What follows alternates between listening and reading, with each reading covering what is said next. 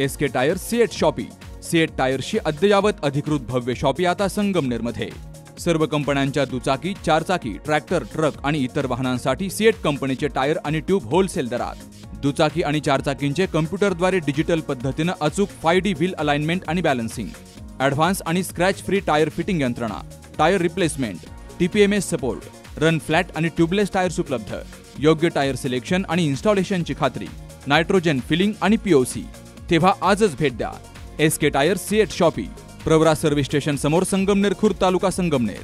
Proprietor Suraj Chandrabhan Gunjal. संपर्क 8657 12 11 12। नेवासा पोलिसांनी रात्र गस्तीवर असताना 2 संशयित आरोपींना पाठलाग करून ताब्यात घेतलाय।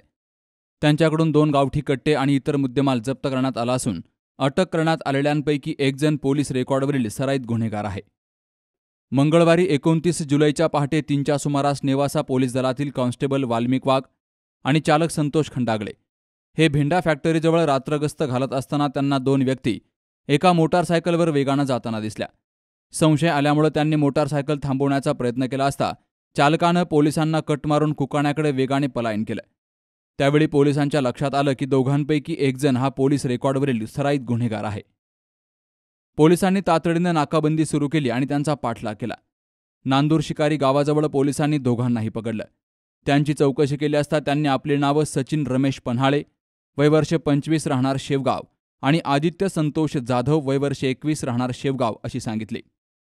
पाठलाग करत असताना दोघांनी हातातून काहीतरी फेकल्याचा पोलिसांना संशय होता।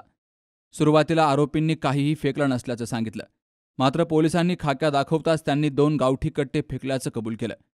पोलिसांनी घटनास्थळी परत जाऊन शोध घेतला असता त्यांना 2 देशी कट्टे मिळून आलेत। या कट्ट्यांबाबत विचारलं असता त्यांनी ते आजच मध्य प्रदेशमधून खरेदी करून आणल्याचं सांगितलं। या कारवाईत पोलिसांनी 20,000 रुपये किमतीचे 2 गावठी कट्टे, एक TVS स्टार मोटारसायकल आणि 2 मोबाईल असा एकूण 75,000 रुपये किमतीचा मुद्देमाल जप्त केलाय।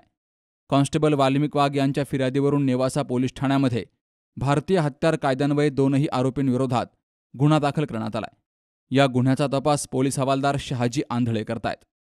आज 29 जुलै रोजी पोलीस ठाणे नेवासाकडील शासकीय वाहनावरती पोलीस कॉन्स्टेबल खंडागळे आणि पोलीस कॉन्स्टेबल वाल्मिक वाघ हे दोघे भेंडा परिसरामध्ये नाईट गस्त करत असताना नेवासाकडून कुकानाकडे एक संशयास्पद मोटरसायकल भरधाव वेगानं जाताना दिसली।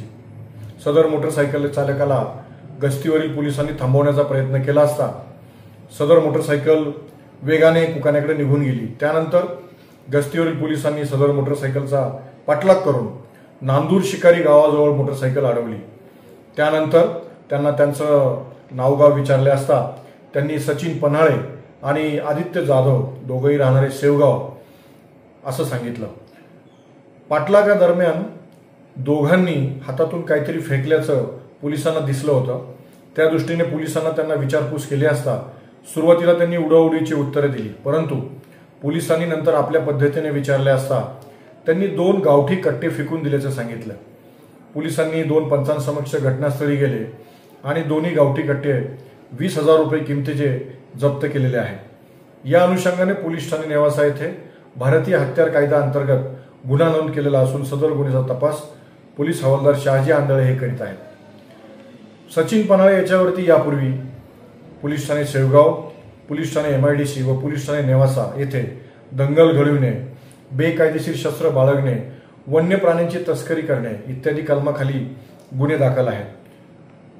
यातील सचिन पन्हाळे यास विचारले असता त्यांनी सांगितलं की आज सदरचे 2 देशी कट्टे जे आहेत हे मध्य प्रदेशातून विक्रीसाठी आणलेले होते। सचिन पन्हाळे हा सराईत गुन्हेगार आहे।